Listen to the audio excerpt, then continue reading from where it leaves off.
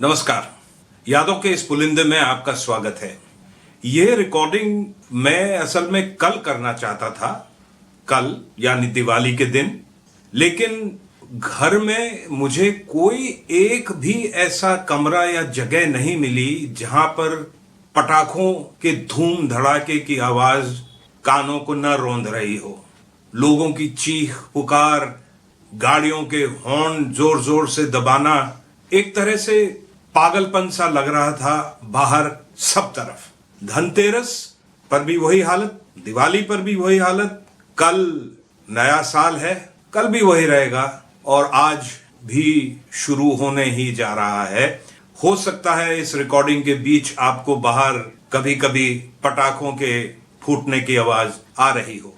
कभी और मैं अपने यादों के पुलिंदे में से 2011 का ट्रिब्यून पेपर में लिखा हुआ एक लेख मैं आपको पढ़कर सुनाऊंगा। के.आर. रामलखन का लिखा हुआ ये बहुत ही दिलचस्प एक आर्टिकल था, जिसका शीर्षक था, या कहिए जिसका शीर्षक है कि fireworks have no place in Hinduism. अब मैं ये जो कह रहा हूं वो काफी लोगों को बहुत खराब लगेगा, क्योंकि हमारी एक आदत है कि हम कभी किसी दूसरे की ज्यादा कुछ नहीं सोचते। शोर शराबे को हर्ष के उल्लास में बदलकर हम ये कह देते हैं कि भाई ये तो हमारी सभ्यता है, दिस इज इंडियन कल्चर।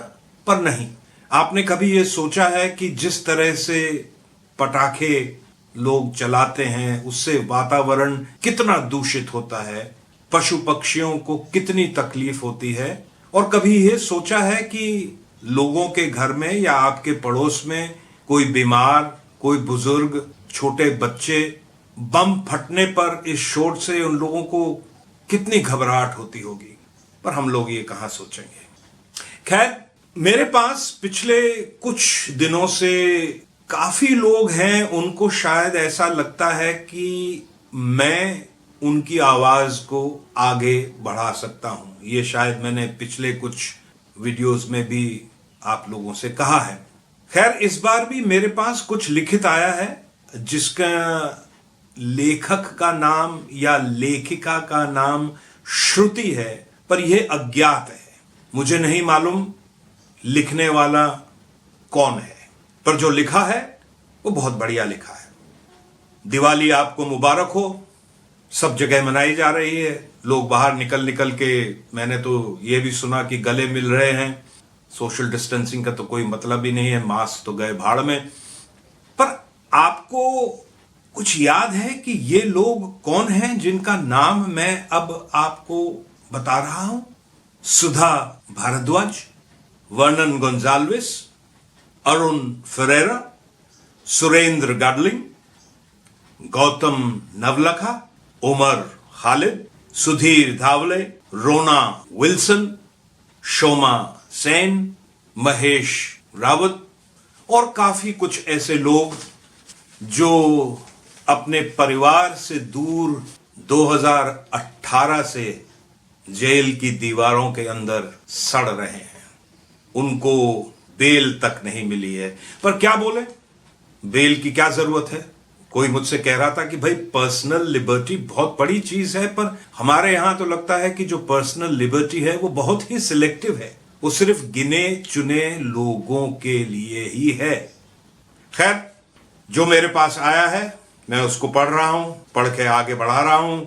लिखने वाले का नाम नहीं मालूम और शीर्षक है हट के दिवाली।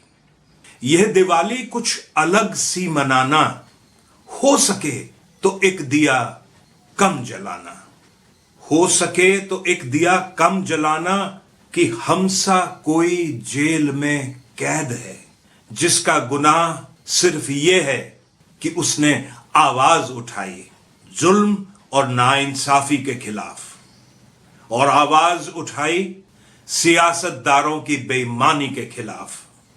न किसी पर हाथ उठाया, न हाथों में हथियार, कि उसने बुलंद आवाज उठाई आपके हमारे मूलभूत अधिकारों के लिए, और बंद कर दिया गया उसे जेल में एक दिन अचानक किसी कहानी के चलते।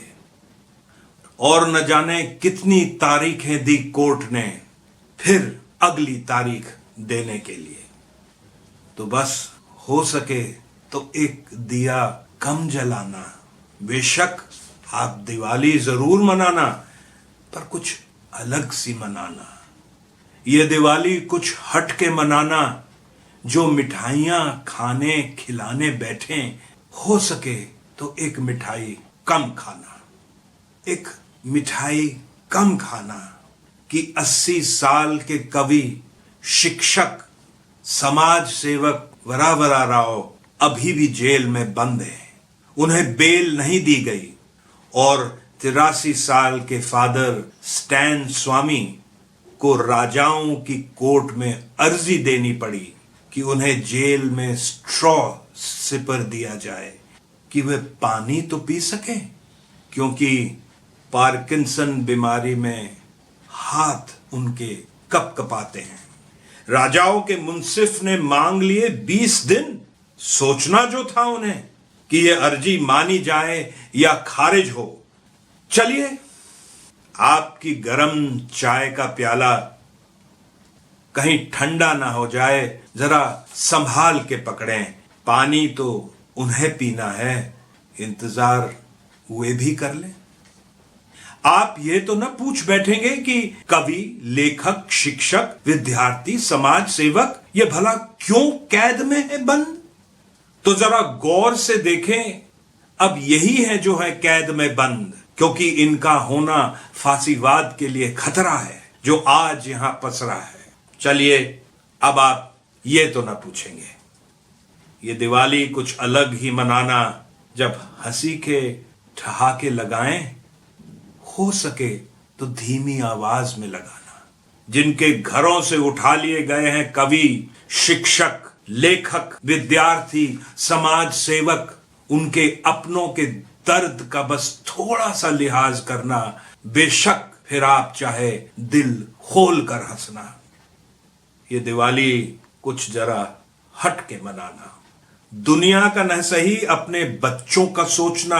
उनके फेफड़ों में जहर का धुआं न झोंकना। पटाखों की जगह मशालें।